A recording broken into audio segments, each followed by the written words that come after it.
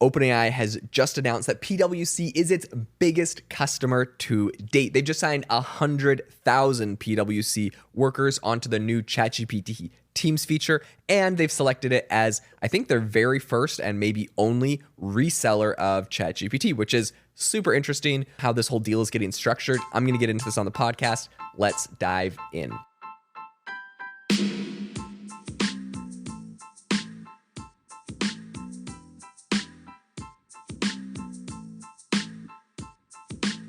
So, of course, there's the big announcement. They're going to be having PwC as their biggest customer, 100,000 users. This is pretty big. They launched their ChatGPT Enterprise tier, or their kind of like their Teams tier, back in August of last year. And there's a couple things that you're able to get here. So on the new tier, you have faster, unlimited interactions, customizable models, enhanced analytics tools.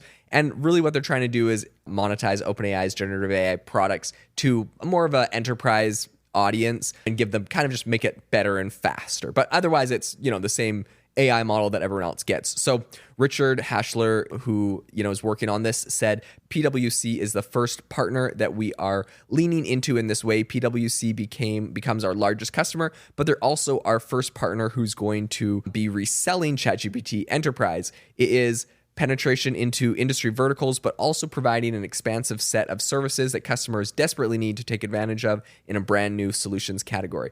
I'm really curious what kind of they're allowing them to resell it. So I'm wondering how this deal kind of went forward, because at the end of the day, if you know ChatGPT, you're going to use it. And I wonder if OpenAI is worried hey, maybe we reached market saturation for what we can do and we need other people to drive the technology forward and sell it. I'm just curious on the reasoning behind why ChatGPT doesn't think our product's so amazing, everyone's just going to want to use it. Why they want a third-party seller. Maybe they want a partner. Maybe they just wanted a quick 100,000 users and they knew that would be a good way to kind of get this thing rolling. It's interesting to say the least. So right now, ChatGPT's enterprise tier includes 93% of all Fortune 500 companies.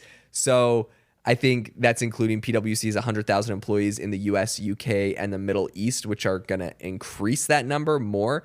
But, I think when they say they have 93% of all Fortune 500 companies, that doesn't mean everyone at the company is using it. So that means someone at 93%. I'm surprised it's not someone at 100% of the Fortune 500 companies. That's only 500 companies.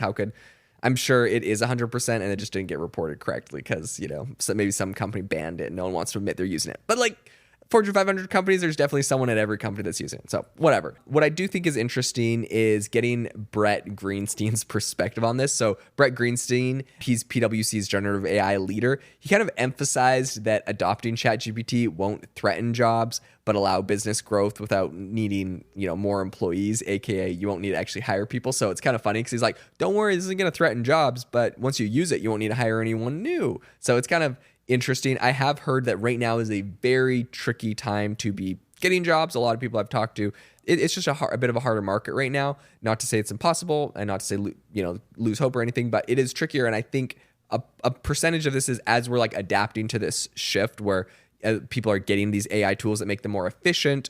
We're kind of at a lull in hiring while we kind of figure out what to do with all this extra productivity. Now, I think once companies get more productivity, they start getting higher revenue. They're just going to start hiring more people to grow faster as well. So I don't think this is going to be a long-term thing, but perhaps this is a short-term lull, in my opinion, that is happening because of this. In any case, PwC is really shooting for a total digital transformation. That's their big thing that they're pushing right now. They say they see generative AI as a huge avenue for consulting, which is kind of aligning with their more broad digital transformation strategy, and it gives a bunch of new growth opportunities for their consulting business, whether that's, making custom GPTs and sharing it with clients or just getting their clients on ChatGPT. There's a lot that they can do here, or teaching their clients how to use AI tools like ChatGPT. I think they're excited about the consulting revenue they can make out of this pretty much. OpenAI's head of global alliance and partnerships, Richard Hashler, was talking about the importance of this whole partnership ecosystem for supporting generative AI solution deployment. And he says that PwC right now is the first of a bunch of different people that are going to have this ability to be resell partners. This is interesting to me.